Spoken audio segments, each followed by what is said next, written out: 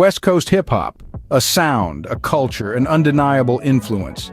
It emerged from the late 1970s, creating its own unique voice in the vast world of music. As the sun dipped below the horizon on the West Coast, a new genre was born, taking its first breath in the hands of innovative artists and passionate fans. This was not just music, it was a cultural movement, a form of expression that echoed through the streets of Los Angeles, from Compton to Long Beach. Pioneering artists like Ice-T with his raw lyrical prowess, and the collective force of NWA with their gritty beats and unapologetic narratives formed the bedrock of reality rap, aka gangsta rap. They chiseled the foundation of West Coast hip-hop, with every verse, every beat, every rhyme setting the stage for what was to come. However, NWA couldn't maintain their unity forever. The group eventually broke up due to personal and financial disputes. Their struggles were not in vain, as their impact continued to permeate the industry. A devastating blow came when Eazy-E, one of the group's most influential members, succumbed to complications from AIDS in 1995, shaking the hip-hop world to its core. Despite the breakup and loss, the spirit of NWA lived on.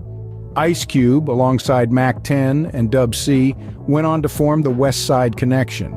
This group brought a new level of storytelling and social commentary to the scene, encapsulating the realities of urban life on the West Coast. Their aggressive, confrontational style added a new layer to the West Coast sound, pushing the boundaries of what hip-hop could be. Then came the game changers, Cypress Hill. Yet before them were the pioneers of the Latin hip-hop scene, Kid Frost and Mellow Man Ace. These trailblazers paved the way for groups like Cypress Hill. The first Latino hip-hop group to go platinum, brought a psychedelic touch and Latin influences to the scene, as well as openly addressing themes of social justice and marijuana legalization. Their inventive style and lyrical content broke barriers, further diversifying the genre. Digital Underground injected a dose of funk and eccentricity into West Coast hip-hop. Known for their humorous lyrics and samples, they balanced this with the harder, grittier themes dominating the genre, plus introducing Tupac to the scene as a featured artist and background tour roadie, not knowing the future of his impact on the world, not just the culture of West Coast rap. These groups were not just followers, they were pathfinders. They expanded the landscape of West Coast hip-hop, each contributing a unique sound and a fresh perspective. These pioneers laid the groundwork, setting the stage for an explosion of creativity and innovation in the 1990s, a golden era for West Coast hip-hop, with Dr. Dre emerging as a titan of the genre. But the genre didn't grow, it exploded, propelled by the beats and rhymes of a remarkable roster of artists, not only from Los Angeles, but also from the San Francisco Bay Area. Artists like E40, Too Short, and Spice One formed the backbone of the Bay Area's giants in the West Coast hip-hop scene, each contributing their unique flavor. Meanwhile, Dr. Dre in particular took the genre to new heights, not just as a performer, but as a producer. His name became synonymous with the shaping and styling of West Coast hip-hop, his influence permeating every aspect of the genre. He was the mastermind behind superstars like Snoop Dogg, Nate Dogg, The Game, 50 Cent, and Eminem, each with their distinct styles, yet harmoniously blending into the rich tapestry of West Coast under Dre's expert hand. Picture this: Dr. Dre in the studio working his magic on the mixing board, crafting beats for Snoop Dogg's Doggy Style, or leading the production of Eminem's first studio album, the Slim Shady LP. His stewardship didn't just dominate the charts, it shaped the sound of hip-hop, giving it a distinct West Coast flavor that resonates even today. His album, The Chronic, was a sonic manifesto, a declaration of the power and potential of West Coast hip-hop. Before his solo success, Tupac Shakur added depth to the genre with his raw, visceral lyrics and powerful delivery. This era, this golden era, was a period in music, with the legacy of Dr. Dre's contributions and Tupac's early beginnings continued to inspire and guide artists to this day. West Coast hip-hop continued to evolve, shaped by the rivalries and differences that were not uncommon in the scene.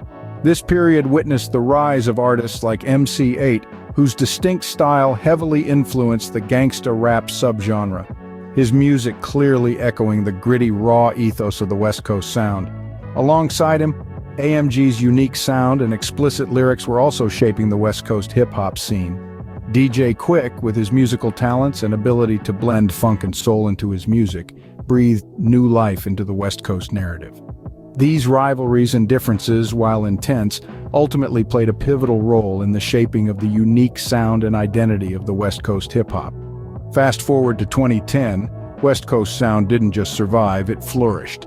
The artists of this period didn't just maintain the genre's relevance, they evolved it, pushing it into new uncharted territories.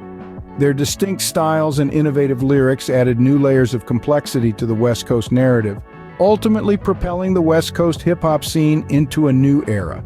The new millennium saw West Coast hip-hop continuing to innovate, refusing to be boxed in. It has remained a potent force, shaping the global soundscape with its unique rhythm, style, and energy.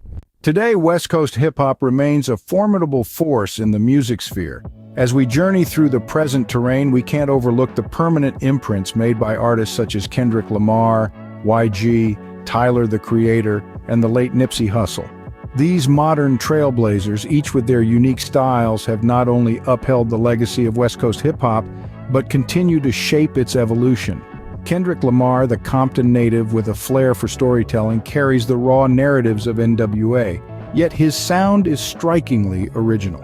His inventive fusion of jazz and funk elements has revitalized the genre, demonstrating that hip-hop can be as varied as its creators. YG, whose discography vividly captures the essence of life in South Central LA, delivers lyrics that are as hard-hitting as they are truthful, mirroring the social commentary integral to West Coast hip-hop. Tyler, the Creator, with his unique blend of alternative hip-hop, has pushed the genre beyond its traditional limits, demonstrating the vast potential and versatility of West Coast hip-hop.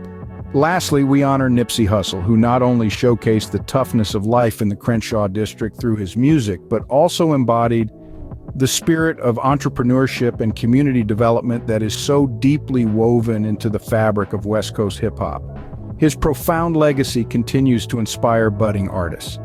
West Coast hip-hop is not merely a genre, but a fusion of diverse musical influences. The future of West Coast hip-hop, unpredictable, thrilling, and unquestionably impactful. One thing is certain, its legacy will continue to sculpt the soundscape of music for future generations. To conclude this second edition of the West Coast's finest and historic collection of influential artists and music history, we thank you for your support, and please continue to like, share, and subscribe to Trappin' and Rappin', and be on the lookout for the third edition of this 5-part collection of the different demographics of hip-hop. Until next time, don't hate, spread love. Peace.